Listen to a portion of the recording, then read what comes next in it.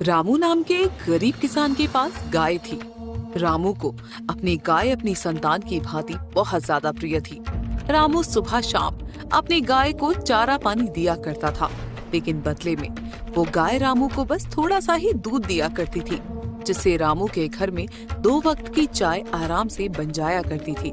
ऐसे ही एक दिन रामू की पत्नी रामू से बोलती है, सुनिए जी, मैं काफी समय से आपसे कुछ बात करना चाह रही थी। हाँ बोलो, क्या बात है? जी मैं कह रही थी कि हमारी गाय अब हमारे काम की नहीं है। जितना हम इसे चारा पानी देते हैं उतना तो ये हमें दूध नहीं देती है। तो तुम क्या कहना चाहती हो? जी मैं कह रही थी कि हम इस गाय को बेच देते हैं ना, और इसकी जगह कोई नई गाय खरीद लेते हैं। कम से कम हमारे उसे चारा और पानी देने का कोई तो फायदा होगा। तुम कैसी बातें कर रही हो पूजा?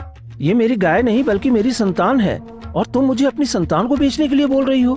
देखिए, मैं जानती हूँ कि पशु जब घर में हो तो उससे लगाव हो जाता है, लेकिन अब इससे लगाव करने का कोई फायदा नहीं है। कल को अगर ये दूध देना भी बंद कर देगी ना पूजा, तब भी मैं इसे कहीं नहीं बेचूंगा।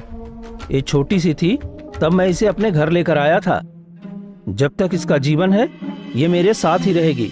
इतना कहकर रामू वहाँ से चला जाता है और आंगन में बंधी हुई गाय रामू और पूजा की सारी बातें सुनकर खुद से बोलती है, मेरे मालिक मुझे कितना प्यार करते हैं, मैं उन्हें उनकी जरूरत मुताबिक दूध भी नहीं दे पाती हूँ, फिर भी वो मुझे बेचने को तैयार नहीं है। जैसे मालिक मेरे लिए वफादार हैं, वैसे ही मैं उनके लिए भी हमेशा वफादार रहूंगी। दिन गुजरते चले जाते हैं।